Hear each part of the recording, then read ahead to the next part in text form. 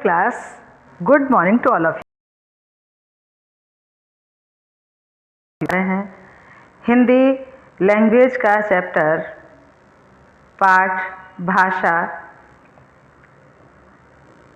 Chapter number 1 भाषा language. भाषा क्या है?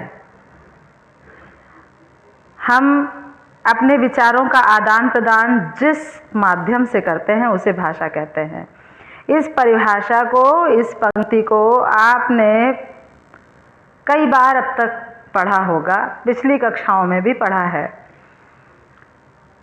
तो ये विचारों के आदान प्रदान करने का माध्यम है, हम सब जानते हैं।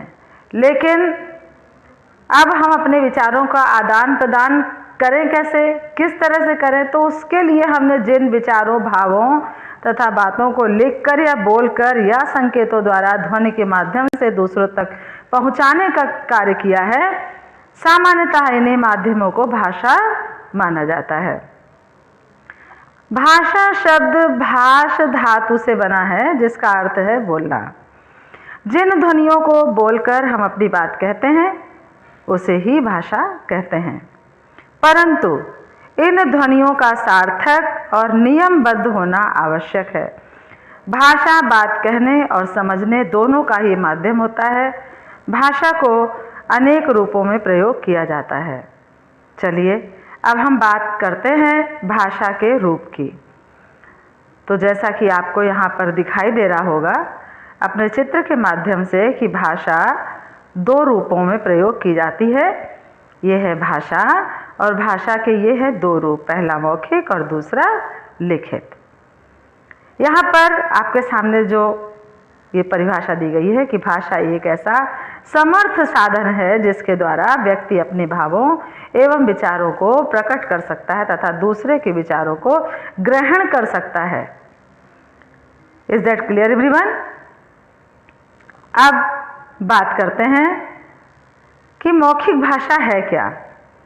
तो मौखिक भाषा जब व्यक्ति एक दूसरे के सामने बैठकर बातचीत करते हैं अथवा कोई व्यक्ति भाषण द्वारा अपने विचार प्रकट करता है तो उसे भाषा का कथित या मौखिक रूप कहते हैं। जैसे कहानी सुनाना, भाषण देना। अच्छा, आपको भी दूसरे उदाहरण के रूप में बताएं तो जैसे आप रेडियो पर कोई गीत सुनते हो, कोई सॉन्ग सुनते हो, ये भी भाषा का मौखिक उदाहरण है। टेलीफोन पर बातचीत करना वो भी भाषा का मौखिक उदाहरण है। ठीक है ना?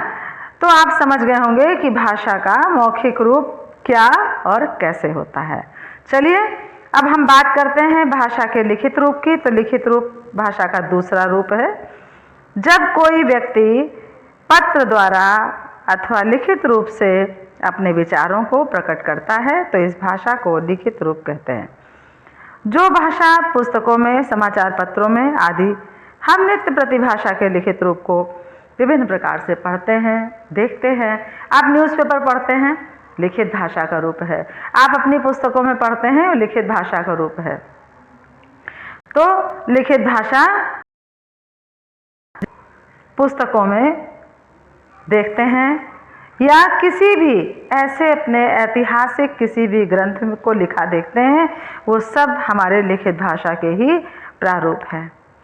अब बात करते हैं कि मातृभाषा की। मातृभाषा अर्थात मदर टंग किसे कहते हैं। तो आप अपने उदाहरण के लिए यहाँ उदाहरण दिया गया है कि जैसे आप अपने मित्रों से बातचीत करते हो।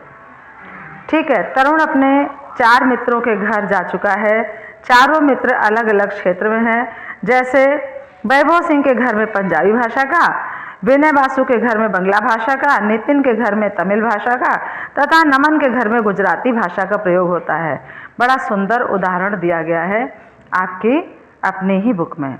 तो आपने देखा ये 4 प्रकार की जो भाषाएं इन 4 लोगों के घर में बोली जाती हैं, तो ये उनकी क्या है? इसी को कहते हैं मातृभाषा, जिसे हम अपने परिवार के सदस्यों के साथ, अपने मित्रों के साथ जिस भाषा में हम चर्चा करते हैं, बात करते हैं, उसे ही मातृभाषा या मदर टंग कहते हैं।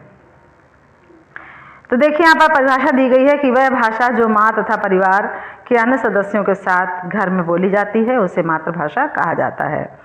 यद्यपि यह पांचों मित्र भारतीय हैं तथापि घर में सभी की बोलचाल की भाषा भिन्न है।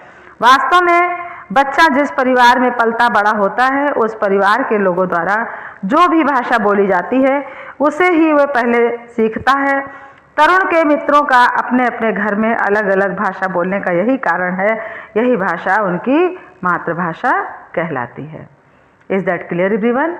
अब तो मुझे लगता है कि आप समझ गए होंगे कि मातृभाषा किसे कहते हैं। चलिए अब आगे चलते हैं, तो बात करते हैं राष्ट्रभाषा। आपने पढ़ा होगा, देखा भी है कि हिंदी को राष्ट्रभाषा घोषित किया गया। वह भाषा जो देश के अधिकतर निवासियों द्वारा प्रयोग की जाती है राष्ट्रभाषा कहलाती है। सभी देशों की अपनी अपनी राष्ट्रभाषा होती है। जैसे आप जानते हैं अमेरिका की भाषा अंग्रेजी है, चीन की चीनी है, जापान की जापानी है, रूस की रशिया है। तो ऐसी जो जहाँ अपने अपने देश हैं उनकी अपनी अपनी भाषा है। लेकिन हम भारत में रहते हैं तो हमारी भारत में सबसे अधिक बोली जाने वाली भाषा वो क्या है? वो हिंदी है। यही कारण है कि हिंदी को राजभाषा का दर्जा दिया गया।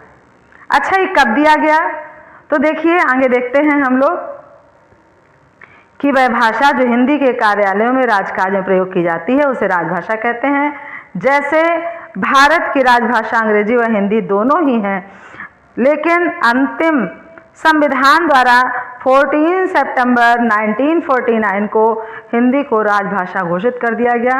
14 सितंबर को हिंदी दिवस के रूप में आज भी मनाया जाता है।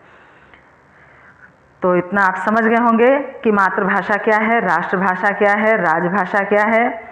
चलिए अब आगे हम बात करते हैं भाषा और बोली की कि लैंग्वेज क्या है। यद्यपि भाषा और बोली दोनों ही विचारों के आदान प्रदान करने का माध्यम है, लेकिन फिर भी भाषा और बोली दोनों में अंतर है। फिर दोनों में अंतर किस प्रकार का है, आइए देखते हैं कि बोली भाषा की ही अल्प विकसित या अर्ध विकसित रूप है। भाषा की अपेक्षा यह सीमित या छोटे क्षेत्र में प्रयुक्त की जाती है। बोली में साहित्य रचना नहीं होती। जब बोलियों में साहित्य रचना होने लगती है तब वे बोलियां उपभाषाएं कही जाने लगती हैं। जैसे आपने पढ़ा है, जो आपने देखा कि तुलसीदास जी ने रामचरितमानस को लिखा वो अवधी भाषा में लिखा। अवधी भाषा क्या है? अवधी भी क्षेत्रीयता के आधार पर बोली जाने वाली वो बोली है, वो भाषा नहीं है, ठीक है। लेकिन उसको उसमें ग्रंथ की रचना हुई, इसलिए उसे उपभाषा का रूप दे दिया गया। सूरदास जी के पद जितने भी हैं वो सब किसमें है? ब्रजभाषा में है, ठीक है। तो ब्रजभाषा क्या है? वो भी एक बोली ही है, वो भाषा नहीं है। लेकिन उसमें जब साहित्यिक रचनाएं की गई इसलिए उसे उपभाषा का नाम दिया गया। बोली भाषा का अल्प विकसित रूप है, प्रयोग सीमित क्षेत्र में ही होता है, इसे ही स्थानीय रूप। जैसे आप, चलिए एक उदाहरण आपको हम समझाते हैं कि जैसे मान लीजिए कि आप रहते हो लखनऊ क्षेत्र में, लेकिन आपके ही आस पड़ोस में रहने वाले लोग वो कोई रायबरेली क्षेत्र का है, कोई इलाहाबाद क्षेत्र का है, कोई कानपुर उन्नाव क्षेत्र का है। तो आप देखते होंगे कि उनकी बोली और भाषाओं में अंतर है। ऐसा नहीं कि उनकी भाषा समझ नहीं सकते, समझ सकते हैं, बोलते वो हिंदी ही है, लेकिन उनके बोलने का जो ढंग होता है, तरीका होता है, वो आपस में भिन्न भिन्न होता है। इसे ही हम बोली कहते हैं। बोली फिर से समझिए कि साहित्य की भाषा नहीं है। दूसरी बात, क्षेत्रीयता के आधार पर बोली जाने वाली भाषा को ही बोली कहा जाता है। चलिए अब हम आगे बढ़ते हैं, बात करते हैं भाषा और लिपि की। तो भाषा और लिपि, बोलने के लिए हम कुछ ध्वनियों का उच्चारण करते हैं और लिखने के लिए इन उच्चारित ध्वनियों को चिन्हों या वर्णों के रूप में प्रयोग करते हैं। इन्हीं चिन्हों को लिपि कहते हैं। वर्णों या अक्षरों को लिखने की विधि का ढंग ही लिपि कहलाता है। ये परिभाषा आपको बहुत अच्छी तरह से याद होनी चाहिए कि लिपि किसे। लिपि का मतलब ही होता है आकार या बनावट। आप जब आ लिखते हो तो आ को ऐसे लिखते हो, ऐसे नहीं लिखते, क्योंकि आपको पता है कि ये गलत है और ये सही है। ठीक है ना। तो जो हमारा स्वरूप है भाषा का, उसको जो आकार दिया, जो उसे रूप दिया, वो देने का काम लिपि करती है। अर्थात वर्णों के आकार, उनके लिखावट के तरीके, उसकी आकृति को लिपि कहा जाता है। प्रत्येक भाषा की अपनी अपनी लिपि होती है। एक से अधिक भाषाओं की एक लिपि हो सकती है। जैसे उदाहरण के लिए देवनागरी, आपको मालूम है कि हिंदी भाषा जो है उसकी लिपि देवनागरी है, हमें पता है ना। तो क्या है, लेकिन वो देवनागरी संस्कृत भाषा में भी है, हिंदी की भी है, और आप देखेंगे नेपाली भाषा भी देवनागरी लिपि में है और मराठी भाषा भी देवनागरी लिपि में है।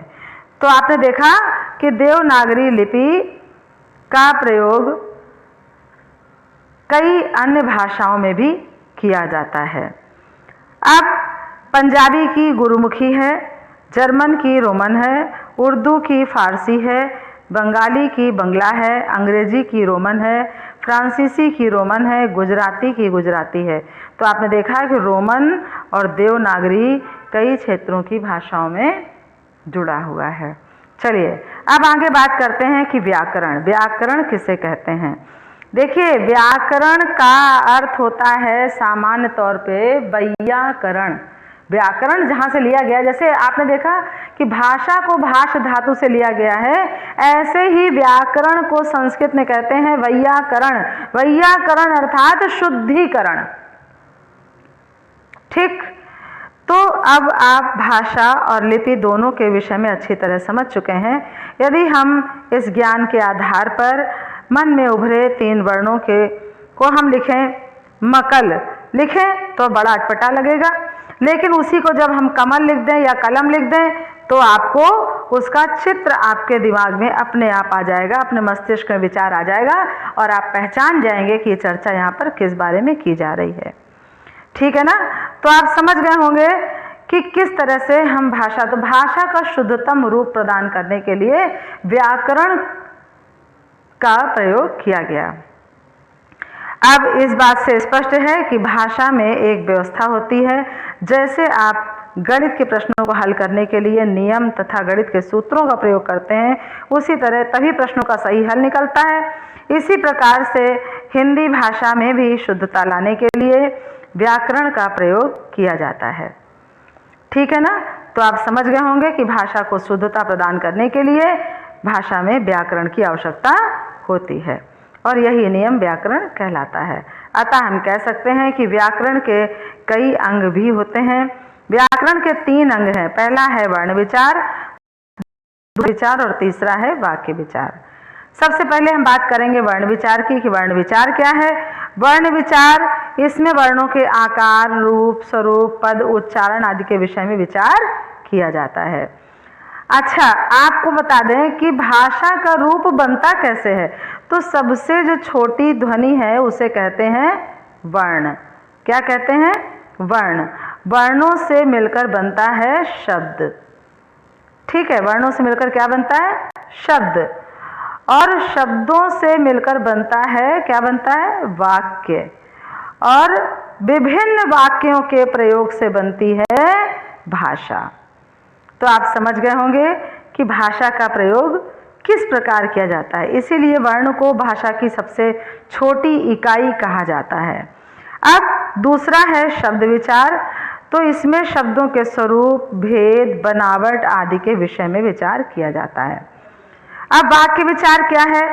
इसमें वाक्य रचना, वाक्य भेद, वाक्य संबंध और विराम चिन्ह आदि के विषय में विचार किया जाता है, तब ये बनता है वाक्य विचार। Is that clear everyone? अब आई होप कि आप इतना तो समझ गए होंगे कि भाषा क्या है और भाषा का प्रयोग किस प्रकार किया जाता है। आइए चलिए एक बार स्मरणीय तथ्यों के द्वारा इन सभी का रिवीजन कर लिया जाए। तो हम बोलकर, सुनकर या पढ़कर बड़ी आसानी से दूसरों की बातों को समझ सकते हैं और अपनी बातों को दूसरों को समझा सकते हैं। उसका प्रयोग हम किसे कहते हैं? भाषा को कहते हैं।